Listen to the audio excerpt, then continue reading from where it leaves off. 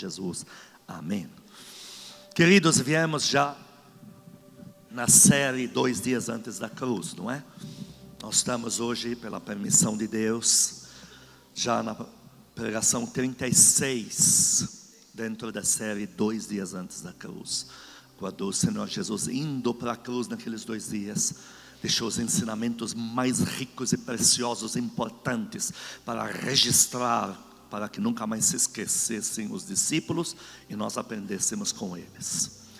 E nós temos visto a parábola dos talentos, que o Senhor Jesus falou: eu, Jesus, vim na terra, acumulei aqui embaixo 8 talentos, lá na frente, vamos ver o que são, e passei 5 para um, 2 para outro, 1 para um. E aí o primeiro que levou 5 trouxe, não importa se dobrou, se triplicou, não importa. O Senhor nunca foi por resultados, mas foi por espírito de multiplicação, como vimos semana passada, que o número 5 na Bíblia é o espírito de multiplicação. Então o de 5 e o que pegou 2, pronto. Agora o que pegou 1, voltou. Quando o Senhor Jesus voltou, esse cara era um leviano, mal educado, chama o Senhor Jesus de ladrão. Você quer colher onde não plantou? O que é teu, o que é meu, e o que é teu está de volta, toma isso aqui. E vemos que o Senhor Jesus foi muito duro com ele, quando disse: rapaz, você me falou o que você me chamou, você ignorou um talento tão precioso nas tuas mãos.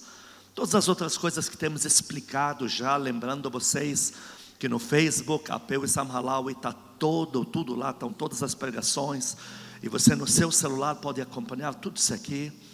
Mas hoje abordaremos mais um ponto crucial, sobre as perdas, uma coisa que também até hoje não tratamos ainda, perdas.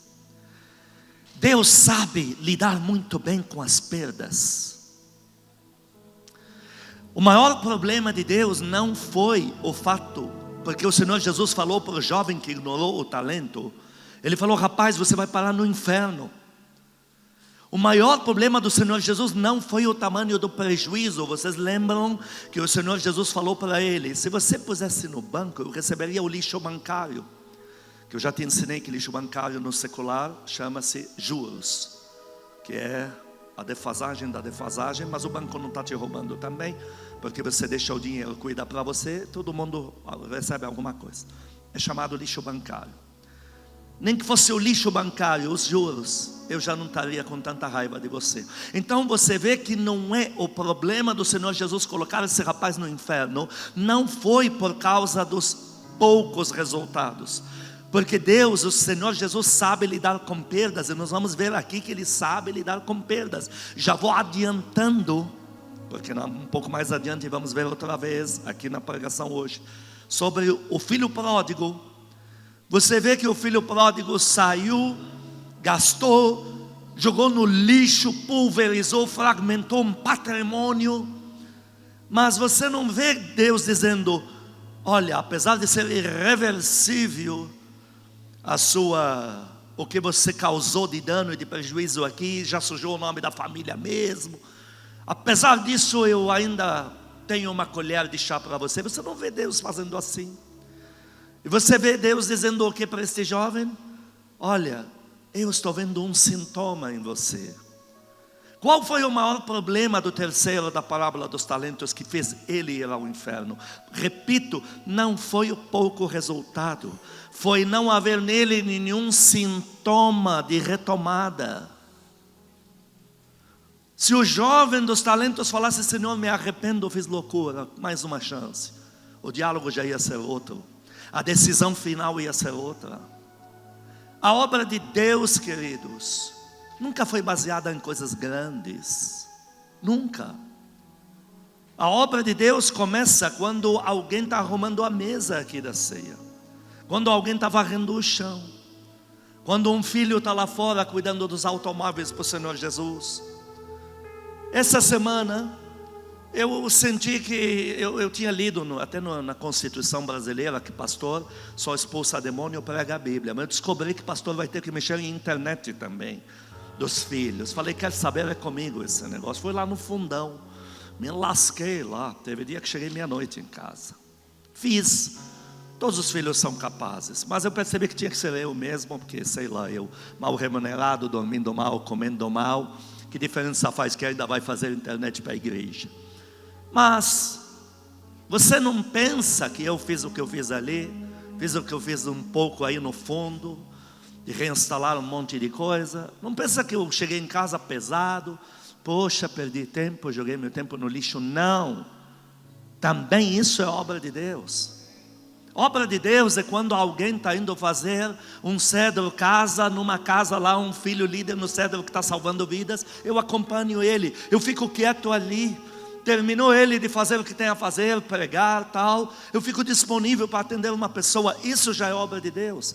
O Senhor Jesus deixou claro, veja, você não está lidando com Deus tirano. Se me der um copo de água no meu reino para alguém que está precisando para continuar pregando, você já fez muito.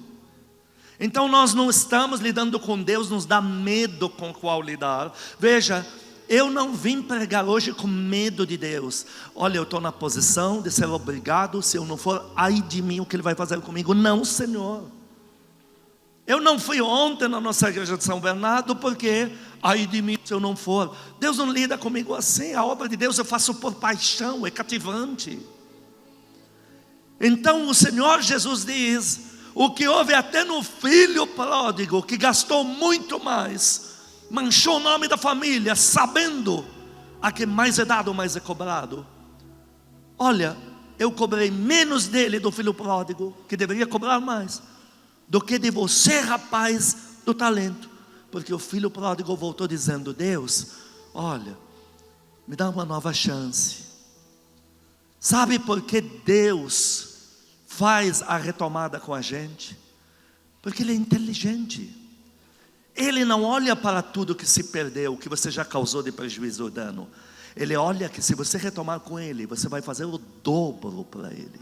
Glória a Deus. Você vai gerar, daqui por diante, muito mais alegria para Deus do que deu de tristeza para Ele até agora. Aplaude a Deus por isso. Com o tempo que você esteve alienada do tempo, alienado da obra de Deus, entenda uma coisa: agora você vai dar muito mais fruto para Deus do que o prejuízo que você causou até agora. Dá um glória a Deus aqui. Glória a Deus. Pode aplaudir a Deus outra vez. O problema não está nos resultados passados. O que aprendemos na parábola é que o problema não está nos resultados passados, está na motivação do que vem daqui por diante. Quem vai ler, pastor? Eu. Pastor Alfredo, que está fazendo um trabalho lindo na Casa Mãe com os adolescentes. Graças a Deus, aqui e lá eu estou tranquilo com os nossos pequenos. Apocalipse 19, versículos 8 e 9. Aqui o pastor Rodrigo também tem sido recebido, o pastor Rodriga tem sido recebidos com muito amor aí pelos adolescentes. Estou orgulhoso de ver como a igreja Casa Firme está estável, sólida, consolidada, chão cimentado mesmo. Tudo está sendo feito com muito poder. Dá glória a Deus, igreja, por Glória isso. Glória a Deus, dá-lhe 4G. 4G, isso mesmo. Quarta geração. Vamos lá, Apocalipse 19, versículos 8 e 9. Eu quero te explicar uma coisa que eu disse semana passada, mas não provei biblicamente, porque não dava tempo. Hoje é o tempo disso. Leia algo aqui.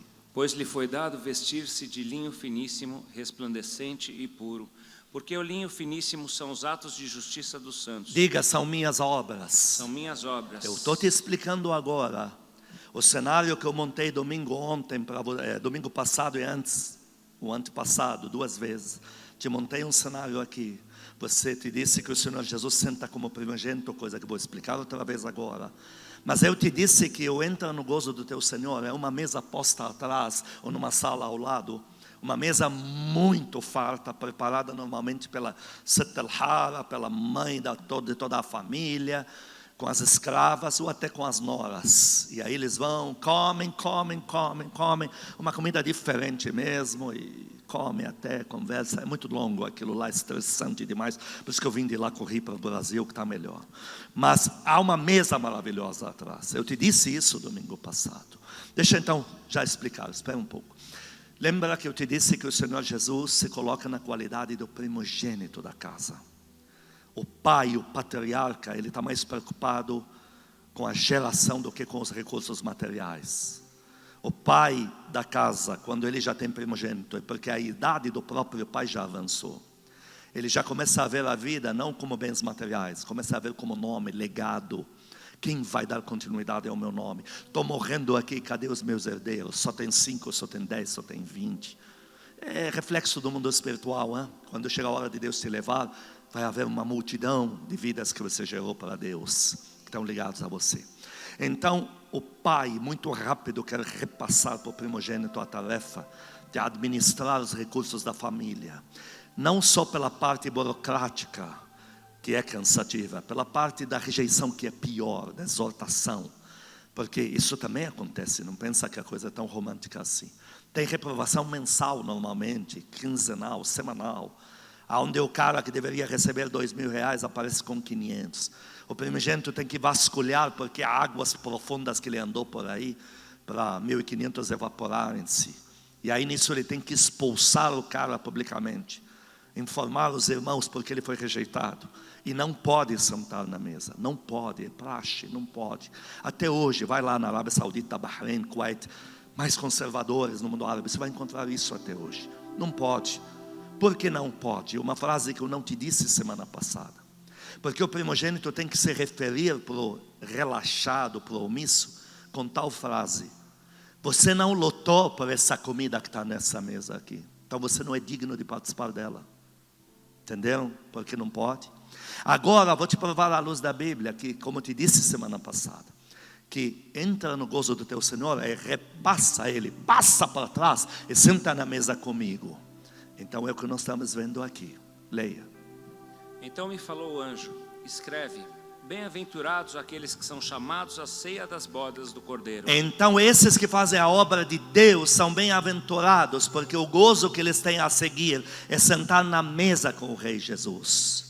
Para sentar nesta mesa, no versículo 16, 17, reforça-se a ideia que o gozo do teu Senhor, mencionado na parábola dos talentos, e sempre ele quer dizer: você vai sentar comigo na minha mesa. Leia.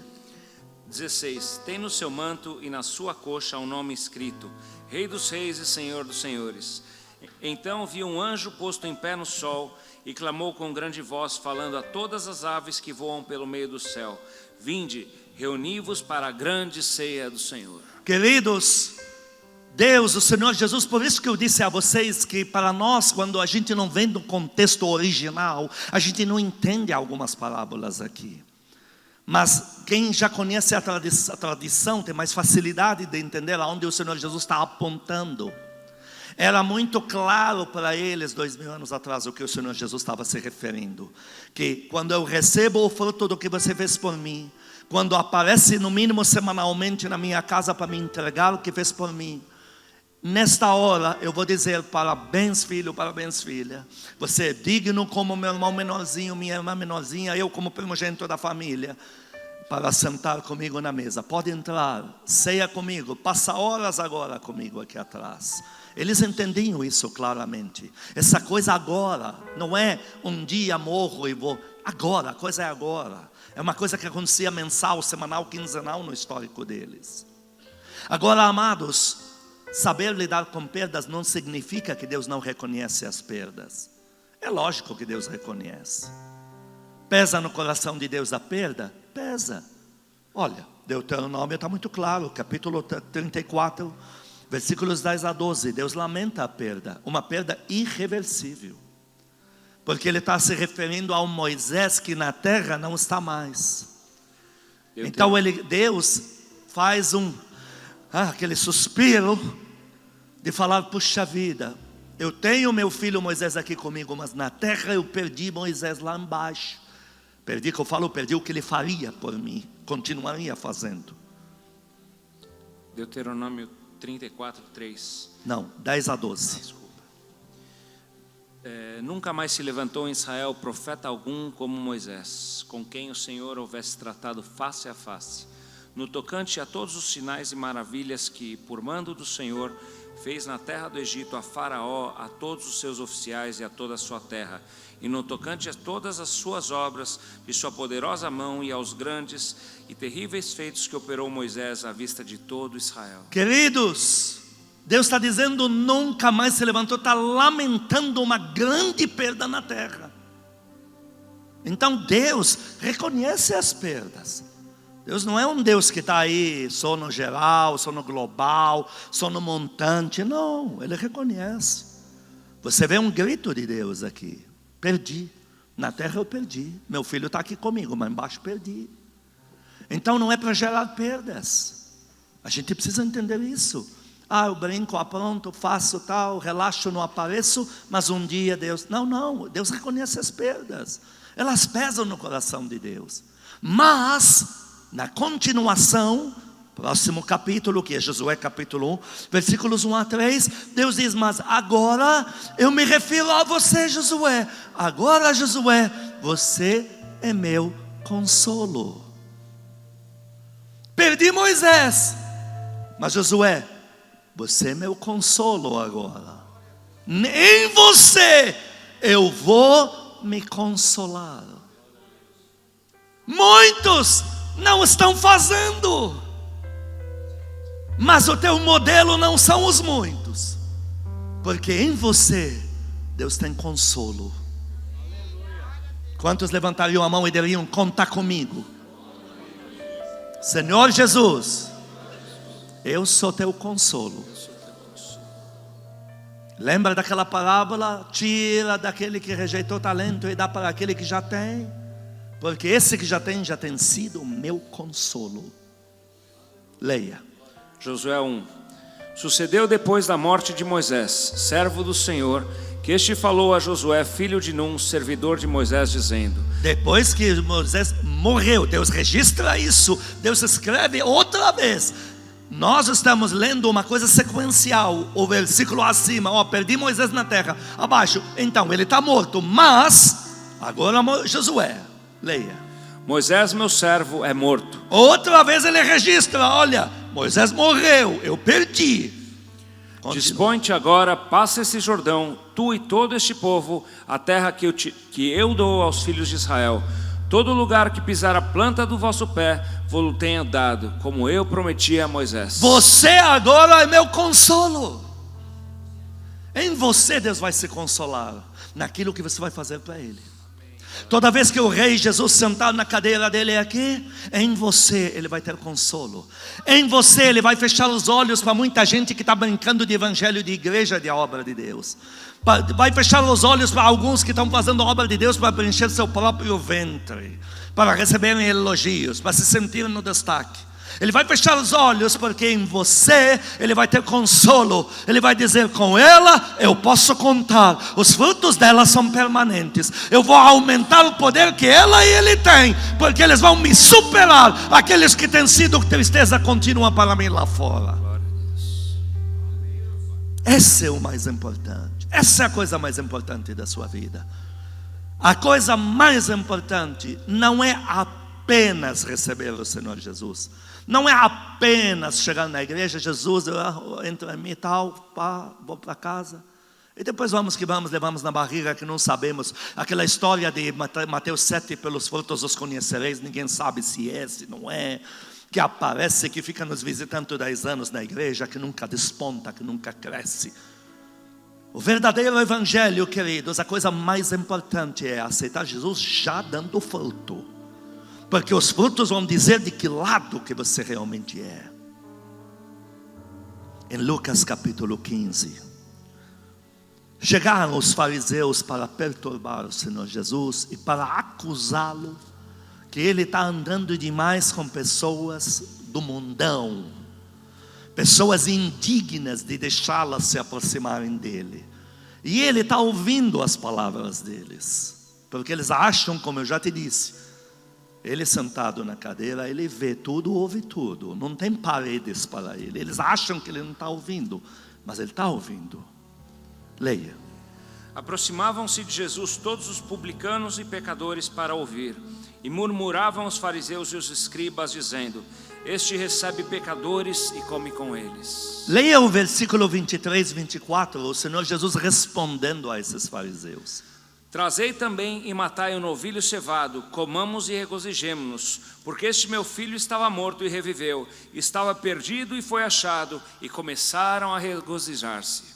Leia o 32. Agora o Senhor Jesus conta uma parábola para eles, uma história, dizendo de um filho pródigo que gastou, que fez orgias, que fez coisas terríveis, mas que quando ele voltou com indício de querer servir e retomar, Deus fez um desfecho de alegria. Todo mundo diga: desfecho de alegria. Desfecho de alegria. Apesar de todas as perdas, o Senhor Jesus diz para eles: apesar de todas as perdas que esses pecadores me causam, eu ainda vejo neles quem vai me dar mais alegria daqui por diante. Por isso que eu deixo eles se aproximar de mim. E o desfecho com eles não é ir para o inferno. O desfecho com eles é a aprovação, é sentar na mesa e a alegria comigo. No 32 ele reafirma isso. Entretanto, era preciso que nos regozijássemos e nos alegrássemos, porque esse teu irmão estava morto e reviveu, estava perdido e foi achado.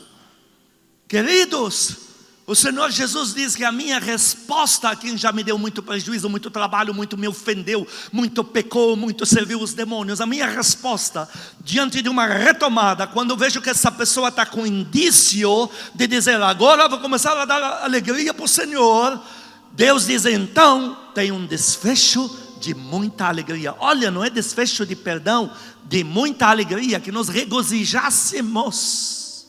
Começaram a regozijar-se. Você não tem noção da alegria que você dá para Deus quando você toma a decisão de servir a Deus.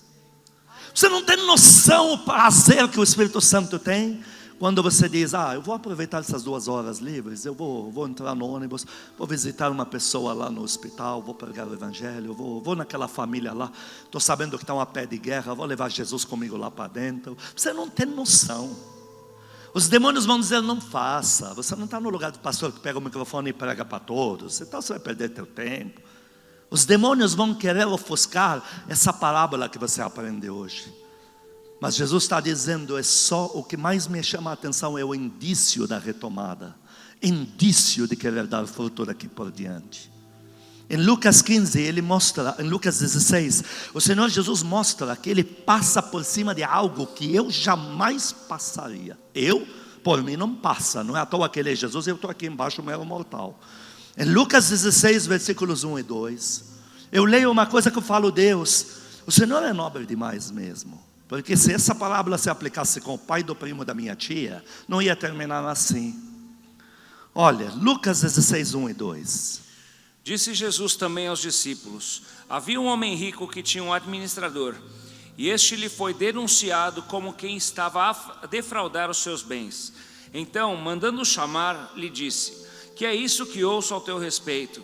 Presta contas da tua administração, porque já não podes mais continuar nela. Então ele sabe, o Senhor Jesus sabe que a pessoa que está servindo na terra embaixo está com maracutaia, fragmentou os bens. Pensa você num senhor que tem um patrimônio em dinheiro, deixa na mão de um administrador. Esse administrador chega para as pessoas: quando você precisa? 100, toma. Ninguém assina promissória, ninguém assina garantia de dívida, nada. Então o Senhor percebe que ele tem dinheiro e não tem mais nada. Esse cara, quando ele é repreendido, ele corre na pessoa e diz assim: quanto é que você deve? 100. Se você aceitar assinar para mim a sua dívida, vamos deixar por 50, vamos deixar por 80. E o Senhor sabe disso. A parábola diz que o Senhor sabe disso. Mas olha como termina, olha o desfecho disso aqui. Isso é muita nobreza de Deus. Isso, se não servir a Deus depois de ler isso aqui, é porque a pessoa está de brincadeira mesmo. Porque realmente esse crente nunca foi salvo, apesar da taxa que está sobre ele, do placar com o nome de crente. 7 e 8. Depois perguntou a outro: tu, quanto deves? Respondeu ele: 100 coros de trigo. Disse-lhe: Toma tua conta e escreve 80.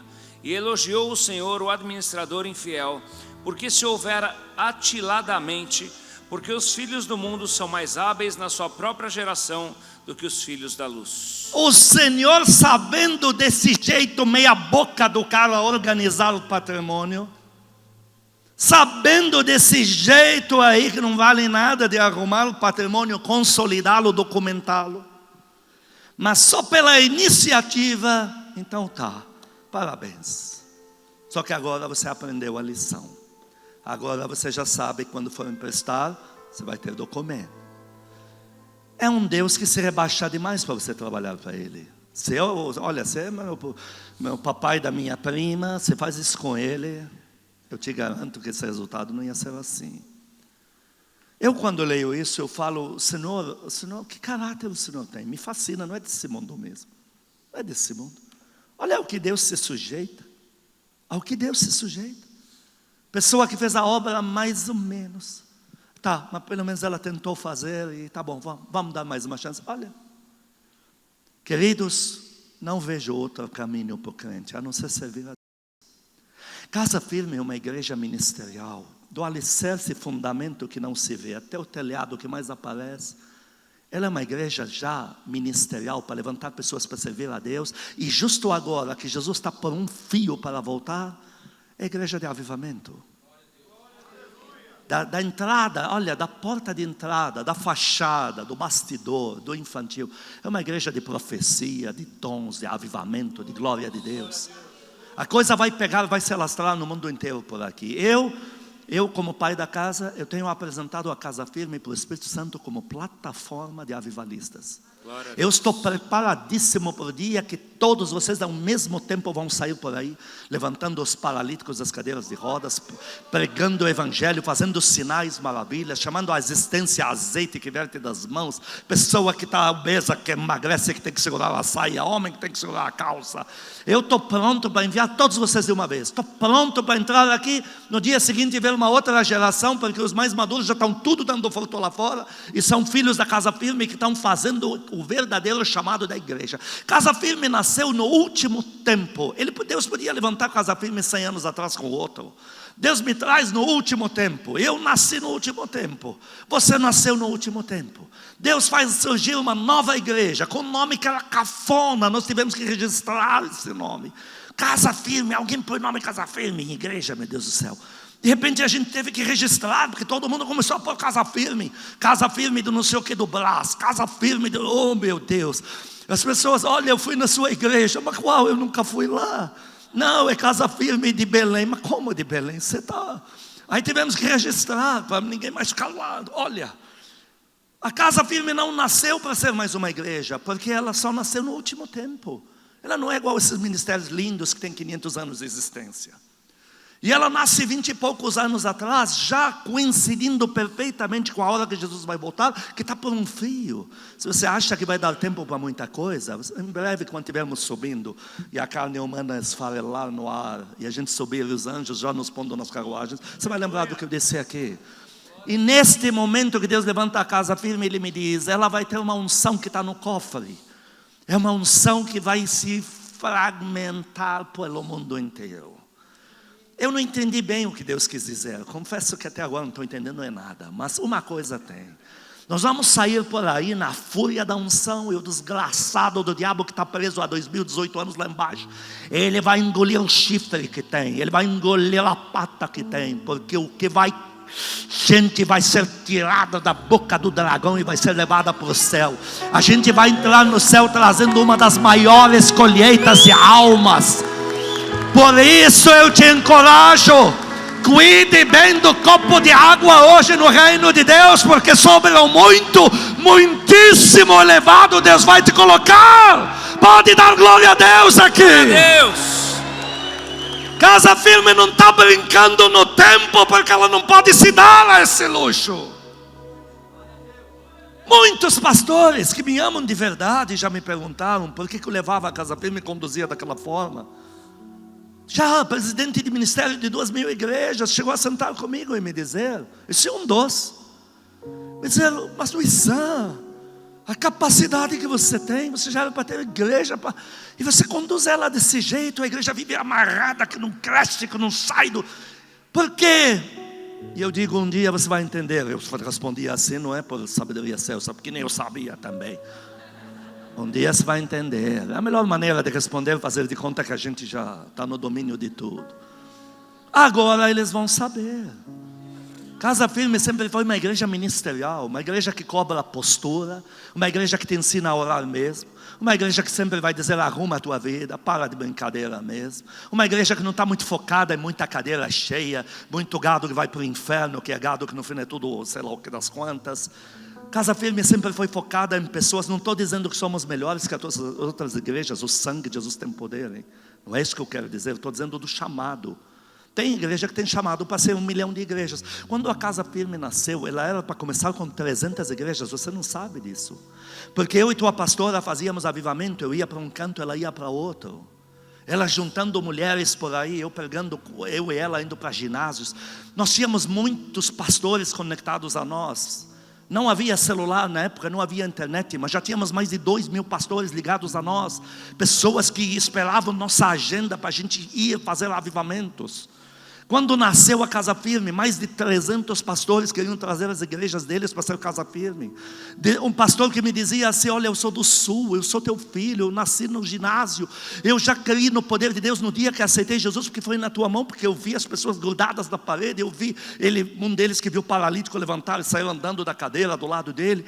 Então, eu sou teu filho na verdade, está aqui a igreja, posso já pôr e tal. E eu dizia: não,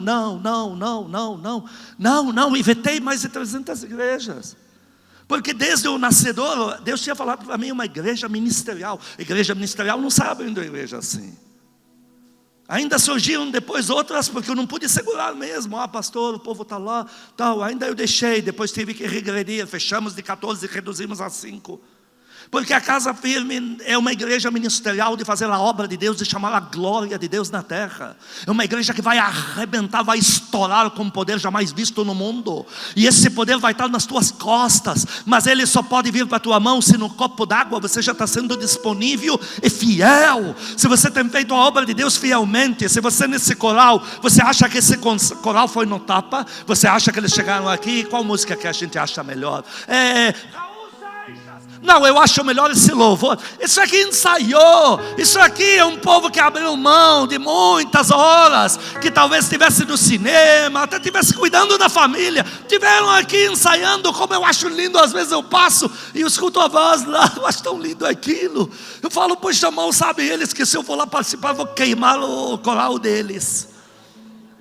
Queridos, isso é dedicação que vai fazer Deus te dar um poder para curar todos os enfermos na praça. Porque não é pelo resultado, é pela disposição. Dá glória a Deus bem forte aqui. Dá glória a Deus outra vez. Glória a Deus.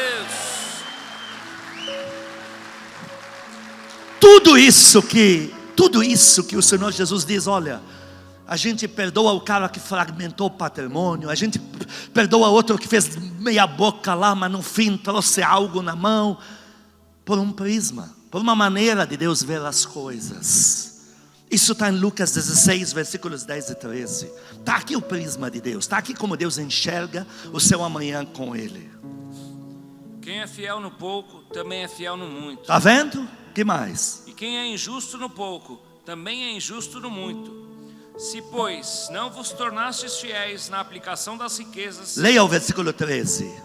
Ninguém pode servir a 2 senhores, porque ou há de aborrecer-se de um e amar ao outro, ou se devotará a um e desprezará ao Então o outro. Senhor Jesus diz: Deus, o meu Pai, Ele tem um prisma, uma maneira de ver as coisas, que a questão não é por resultados, não é por índices de pesquisa no espiritual para ver o que adicionou, mas é por dedicação. Entenda uma coisa: ou você engorda um e seca o outro, ou você prospera um e leva à ruína o outro, ou você ainda não entendeu o que é reino espiritual. Quando você se dedica para vir ensaiar para o coral, você não está ensaiando para ser mais uma voz, que de preferência fosse o pastor que sempre te jogava no fundo. Você está falando de uma questão de dedicação da sua vida. Você está dando indícios aonde toda a sua vida está alocada no momento. Quando eu saio da minha casa, eu vou buscar uma criancinha. Vou com a minha esposa, vamos pegar essa criança, pôr no carro para levar para a igreja com a gente. Isso não é um favor que eu estou fazendo para essa criança. Isso eu estou revelando um indício de onde toda a minha vida está alocada no momento. É se dedicar a um e menosprezar o desgraçado do diabo com os demônios lá embaixo. O Senhor Jesus foi muito taxativo quando disse: quem não é por mim, não ajuntou comigo, mesmo não sabendo, já é meu inimigo de morte. Porque sabendo ou não, uma vez não se dedicou a mim, os demônios já estão usando sua vida para me causar um estrago terrível. Queridos, o fato de fazer a obra de Deus não é prestígio de cristão mais maduro, não é privilégio de alguns, é a razão da existência de todo crente que se diga salvo na terra. Todos os servos de Deus mencionados na Bíblia foram levantados pelos frutos. Deus destacou eles com nomes bíblicos: Moisés, Ana e tal, pelos frutos. Nenhum deles foi só pela forma de orar, que já é muito. Mas não, Deus ultrapassou a oração e foi para os frutos. O que é que foi feito? Neemias, olha lá, vai pesquisando os nomes. Dorcas. Queridos, não é um privilégio. O chamado da casa firme não é um privilégio, é uma responsabilidade. Alguns poderiam dizer: mas Deus, eu tive um pastor, presidente de 700 igrejas, esteve numa quinta aqui, eu estava viajando, veio a outra, eu atendi no escritório. Ele falou para mim: me diga porque eu estou aqui. Eu disse: você não sabe, eu vou te dizer por quê. Você não, falei: o senhor, porque ele tem mais de 80 anos de idade, mais de 40 anos de ministério, os 50, sei lá. E eu falei: vou te dizer por quê. Aí contei esse papo aqui, essa conversa de Jesus voltando ao avivamento, e você, pastor, vai fazer parte integral disso. Ele chorava como criança, trouxe o primogênito dele com ele. Falei: você vai fazer parte, porque os velhos sonharão. Eu não estava falando de faixa etária. Velhos sonharão com a casa firme é pessoas que já creram no poder de Deus e agora estão envelhecidas, não estão acreditando mais. Eles vão voltar a sonhar. Diga amém a isso. Você vai contagiar pessoas que outrora andaram no poder de Deus e hoje estão, você vai contagiar elas a retomar. Pessoas que já foram e agora estão mais na pesquisa de índice de quem prega melhor por aí. Quando se encontrarem com você, vai renascer nelas a paixão de orar, de buscar, de jejuar. Este homem de Deus chorava como criança. Só que eu olhei para ele no momento e eu fiz uma comparação, fiz um X entre eu e ele. Olha, Deus não deu a ele isso que está me dando agora, mas também não me deu 700 igrejas. Está vendo como é que é? A você eu dei tudo isso, a ele não. Mas a ele estou dando isso e ele repassar para você, a você não. Ele que tem que repassar para você. Está vendo como é que é? Ninguém melhor que ninguém, ninguém mais completo, ninguém preferidinho. É o chamado, é a razão da existência. Agora, queridos, vocês estão numa igreja onde Deus plantou vocês. Eu não fui na sua casa, pois revólver, ele disse: ou vá na casa firme ou inferno direto. Foi Deus que te empurrou aqui para dentro. Então ele está dizendo: você faz parte de uma plataforma, quartel-general de soldados, que vão se mover no meu poder, que vão entrar nos hospitais e a mídia vai seguir eles com câmera na mão, para ver como não há truque. E vão tirar todos do leito, vão dizer para o governo: você está aí aleijado nas finanças, deixando gente morrer no corredor, não se preocupe, eu vou aliviar a carga, porque isso aqui vai voltar tudo para casa hoje. Quantos creem nessas coisas? Levante a mão.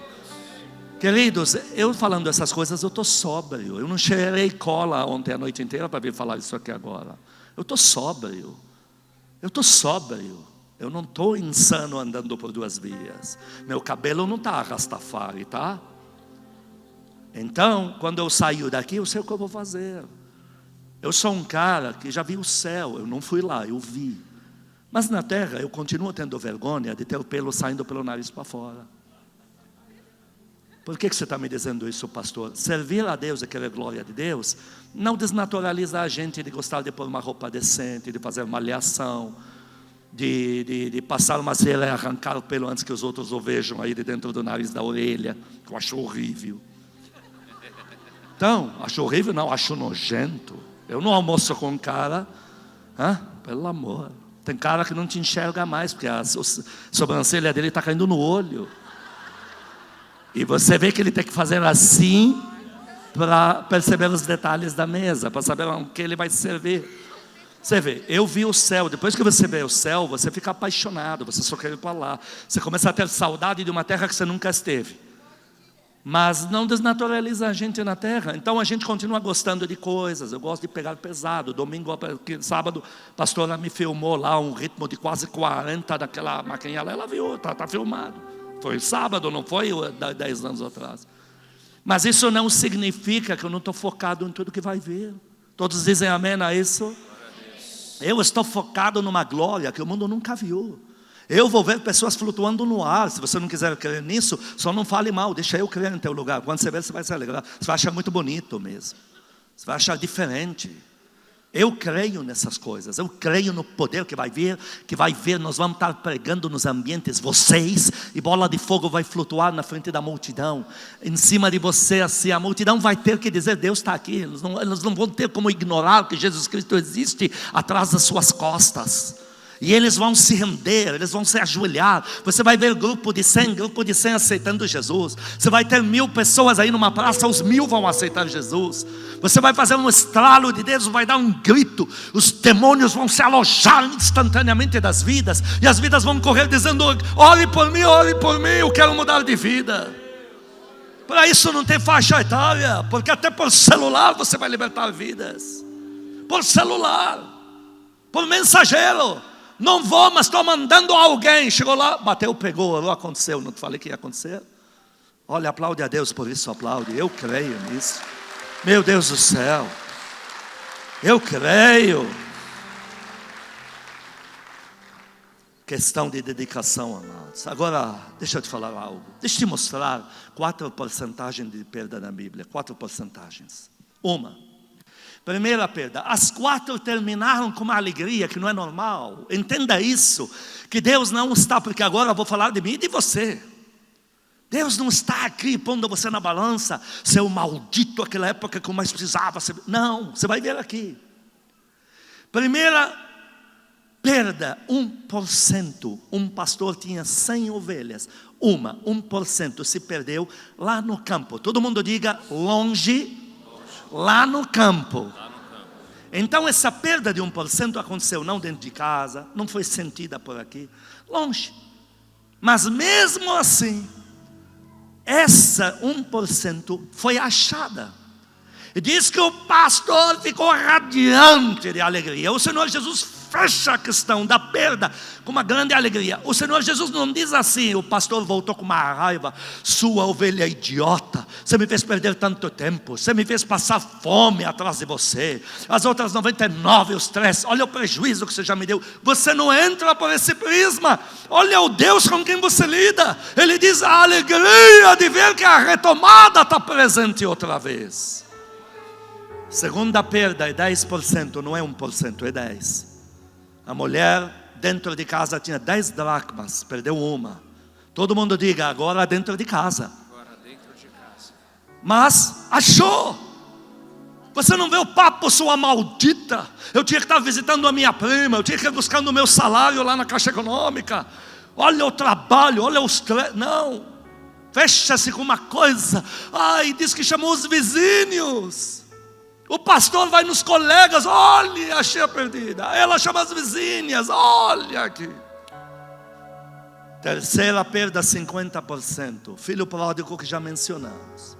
Pai, 2 filhos, metade é meu. Pega, só que esse pegou da fazenda e da casa.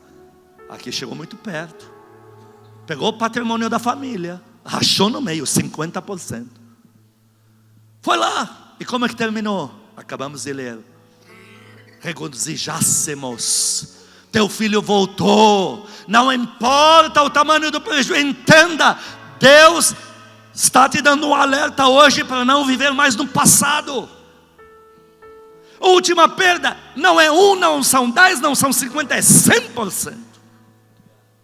Diz que o unigênito de Deus, único, unigênito, tudo que Deus tem. E não se perdeu na casa e na fazenda, perdeu-se em tudo. Porque quando Deus deu o Filho, deu Ele pelo céu, pelo sobrenatural, pela terra, por tudo. Mas o que o Senhor Jesus falou? Meu Pai tem um prazer com a minha perda. O Senhor Jesus, para quem não lembra, Ele está em corpo humano até hoje, viu? Olha a desgraça. Eu não aceitaria o desafio. Eu diria: Pai, por que tem que ser sempre eu? Manda um anjo ao meu lugar. Porque um Deus que sai da condição de Deus e fica em corpo humano pela eternidade, isso é demais. Isso é demais. Isso é o maior preço. E Ele sentiu isso, não foi quando nasceu na terra, sentiu isso quando o Pai se desligou dele na cruz. Pai, o Senhor passou de mim. Nessa hora Ele falou do desligamento. Pela primeira vez Ele estava sentindo isso.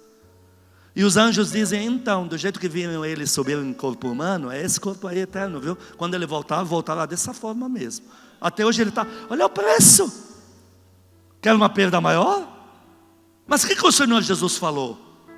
Se eu não morrer, se essa perda não acontecer, o grão fica só. Mas se eu morrer, eu vou crescer com todo o povo do mundo e a casa firme junto. E eu vou atrair todos a mim. Então a perda para Deus valeu a pena, porque vai trazer muita alegria de multiplicação. Dá glória a Deus, igreja. Deus não está preso no passado. Jó 42, 12 a 17. Todo mundo diga: Jó não se prendeu ao prejuízo.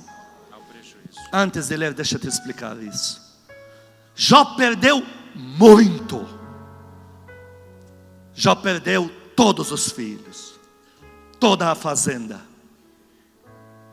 perdeu o corpo físico. Nem a esposa podia tocar mais nele, que era contagioso. Mas quando Deus restaura Jó, você não vê Jó lamentando as perdas, porque foram muitas. Repito, ele não perdeu um carro novo, ele não perdeu 2 casas que ele tinha no nome dele, ele perdeu tudo. Quanto tempo durou a provação dele? Essa perda. Deus não é masoquista também, é 1 ano. No sacrifício aconteceu a desgraça, no próximo sacrifício os seus irmãos viam o estado, se condoeram dele e Deus lhe deu o dobro. 1 ano. Mas você vê que na retomada, é aqui que chega a minha vez e a sua agora.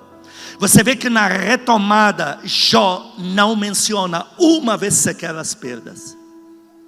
Apesar de eu, ter perdido os 10, nem estão aqui mais para desfrutar, mas amém, que bênção. Não, você não vê ele falando assim. Olha, apesar de eu ficar 1 ano que eu não consigo ir trabalhar direito, fazer uma malhação, curtir o meu corpo físico aí numa piscina, você não vê ele falando assim. Apesar de, 1 ano que não podia comer uma comida decente, porque mesmo que quisesse também não tinha mesmo, você não vê ele falando assim. Apesar do ano que todo mundo me largou, que todo mundo me criticou, me falava que eu era um louco, os que mais precisavam me deixar, você não vê ele falando assim. Leia uma coisa que me interessa muito agora em Jó, em capítulo Jó 42, 12 a 17. Assim abençoou o Senhor o último estado de Jó mais do que o primeiro, porque veio a ter 14.000 ovelhas, 6.000 camelos, 1.000 juntas de bois e 1.000 jumentas. Também teve outros 7 filhos e 3 filhas. Outros 7 e 3, 10. Se Deus dá 20, estaria dizendo que os primeiros 10 foram para o inferno. Mas como Deus só dá 10 e deu o dobro, olha, os primeiros 10 estão comigo. Olha a benevolência. Continua. Chamou o nome da primeira Jemima. Não, aí já é muito. Leia o 15. Em toda aquela terra não se acharam mulheres tão formosas como as filhas de Jó, e seu pai lhes deu herança entre seus irmãos. Herança, ele já tinha isso, o que mais? Depois disso, viveu Jó 140 anos, e viu a seus filhos e aos filhos de seus filhos até a 4ª geração. Então morreu Jó, velho e farto de dias. Na sua família, a pessoa de maior prestígio, de vitalidade humana, morreu com que idade? Eu sei do meu papai, grande papai, era cachaceiro, morreu aos 43 anos, e tanta pinga que é whisky de árabe. Quanto que viveu aí a pessoa mais abastada fisicamente na sua família? 140. 86. Jó, depois daquele ano de provação, Deus fala: nem vou considerar tudo que eu já dei antes, mimei, papariquei. Os filhos estão comigo mesmo, não perdeu nada. Depois, quantos anos viveu? 140 anos. Já pensou se Jó empaca? Tem crente que porque um dia foi um homem de Deus, mas um dia ele caiu no adultério, ele teve uma obra de Deus e perdeu, ele aprontou, alguém pôs ele para fora. Teve uma esposa que porque o marido virou um zenóia por aí afora. Tem aquele que já teve patrimônio e se fragmentou e faliu. Você encontra pessoas que entrou nelas um espírito estático, espírito de paralisia, uma coisa conveniente e decidida. Depois da minha doença, então você percebe que antes ela de ficar doente, ela estava no louvor, no evangelismo, na limpeza da igreja e na pregação. Mas aí um dia ficou doente, orou e todo mundo diga: Deus não a atendeu. Aí está o problema. Jó lidou com uma situação que não fez nada de errado e Deus não a atendeu. Porque Deus não me atendeu e o marido foi embora, ela nunca mais foi a mesma. Porque ele aprontou mil e uma. Eu sei que Deus, eu estou igual a Davi, meu pecado não sai de diante de mim. E está grudado na cadeira. E só não sai da igreja porque está com medo de ir para o inferno. Eu que tinha um patrimônio, orei, Deus não fez nada. Queridos, eu conheço gente que perdeu o próprio filho, como o pastor Marcelo, o pastor Andréia, que eu não vou dizer o termo perder, é entregar para Jesus. E Marcelo estava aqui no mesmo domingo, 2 dias depois, abençoando a igreja, indo viajar só para descansar um pouco. Eu louvo a Deus pela vida desse casal. Eu conheço pessoas que perderam um patrimônio financeiro inteiro e estão trabalhando para Deus agora em dobro. Com todo aquele dinheiro, não fizeram a metade do que estão fazendo agora para Deus. Você vai passar por cima das perdas onde Deus não te ajudou. Você vai tirar a roupa do que se chama perdas que marcaram você. Bloqueios e choques.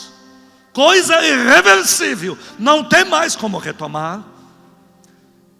Porque Jó, se tivesse Jó se prendido à perda, às mágoas, a tudo que Deus me causou e não fez nada por mim, Jó não teria vivido 140 anos, não teria tido esses outros 10 filhos, não teria os netos, não teria os bisnetos, porque nada disso viria a acontecer. Aplaude a Deus pela vida de Jó. Quem vai aplaudir a Deus pela tua retomada para dar fruto? Eu já vi pessoa que era o segundo do ministério. Segundo. O cara pregava de madrugada, vigília, fazia vigília naquele ministério, conduzia o povo para o monte, visitava as famílias. O pouco que trabalhava no secular, Deus aumentava para ele. De repente puseram ele para fora injustamente. O cara está grudado na cadeira até agora. Meu Deus do céu, aprenda com o exemplo de Jó. Repito a parábola do filho dos talentos. Esse rapaz não me deu nenhum indício de retomada. Eu não sei por que você passou, porque a Casa Firme teve muitas perdas nos últimos 4 anos, por causa do avivamento que vai chegar. Já pensou se a gente estacionasse?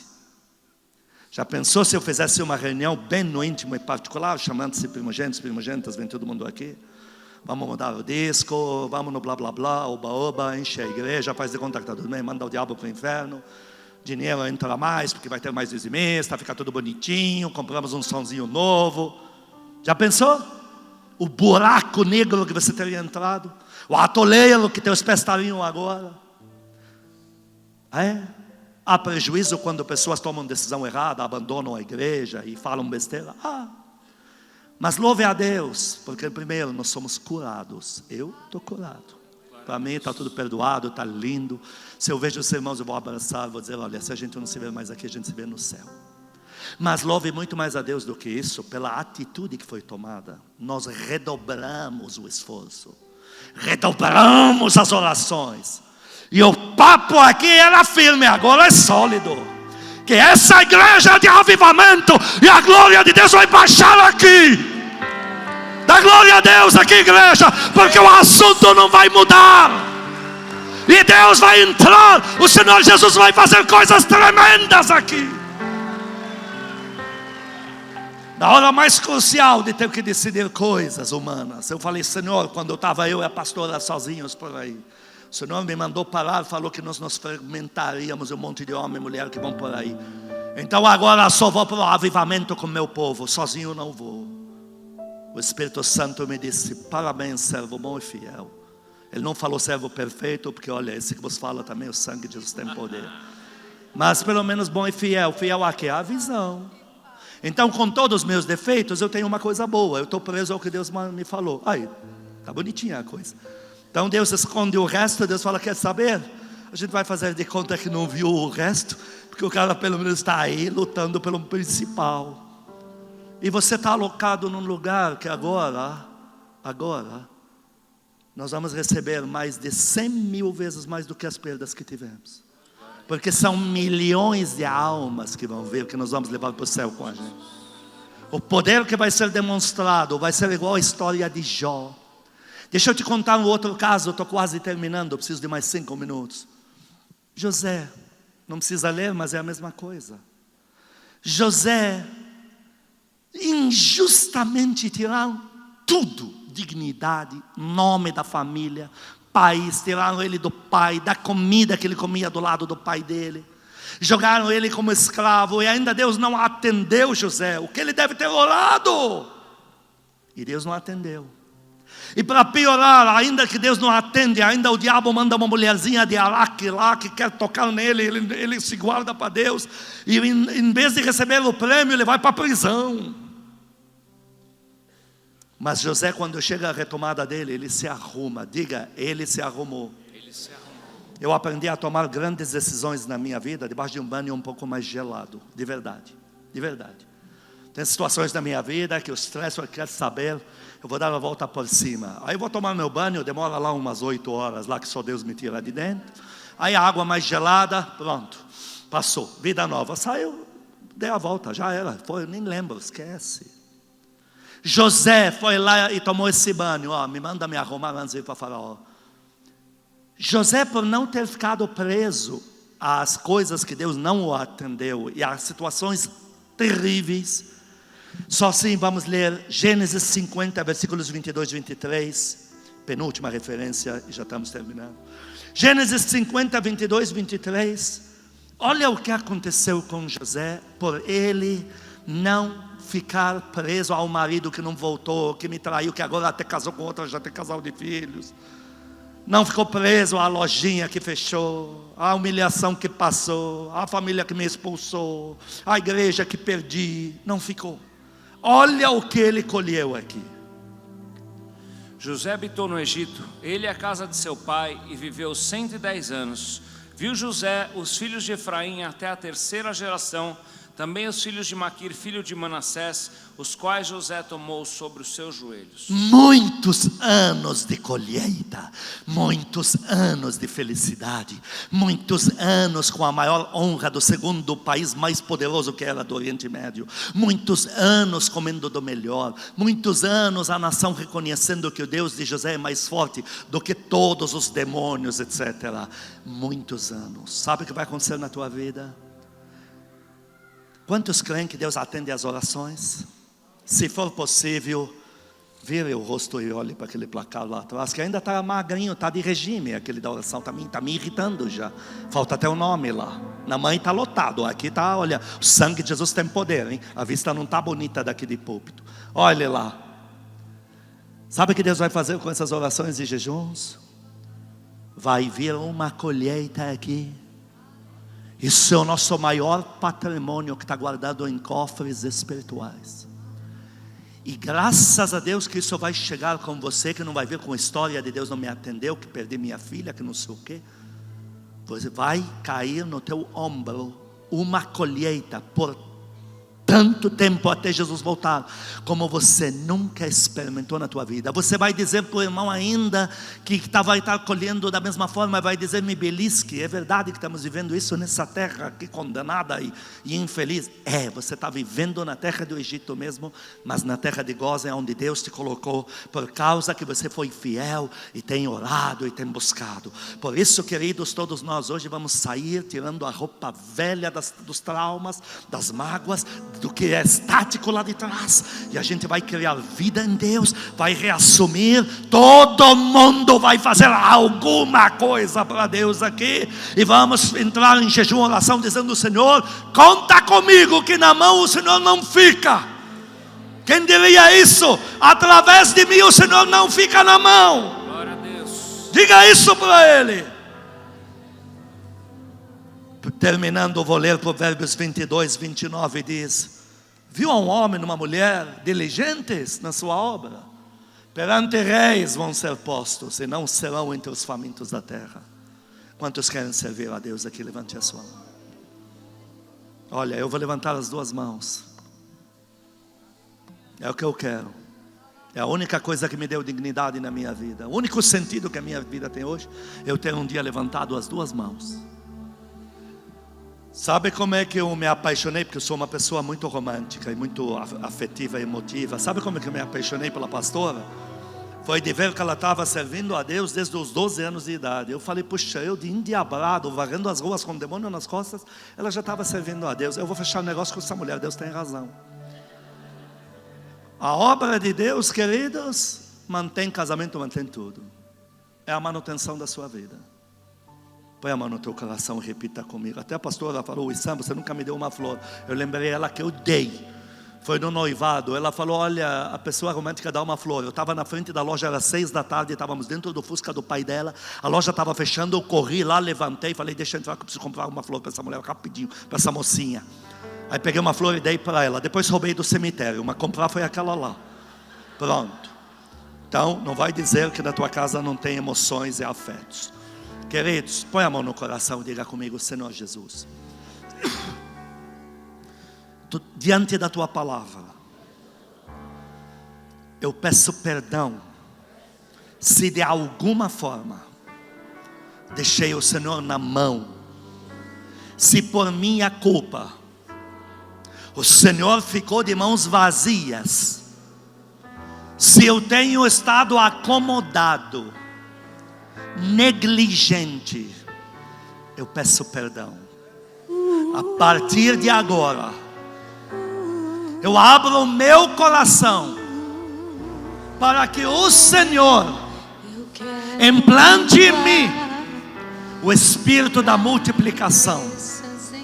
Espírito Santo, toma-me pela mão, levanta-me, cura-me dos traumas, limpa-me de todo espírito de algemas e faz a tua obra em mim. Eu estou pronto, eu quero servir o Senhor, eu quero sentar na mesa dos aprovados. Eu e a minha casa, de fato e de verdade, serviremos a Deus. Nosso fim não será trágico, mas glorioso em Deus.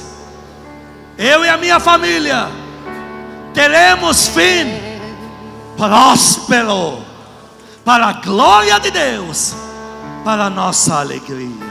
Aplaude Ele, aplaude em nome de Jesus.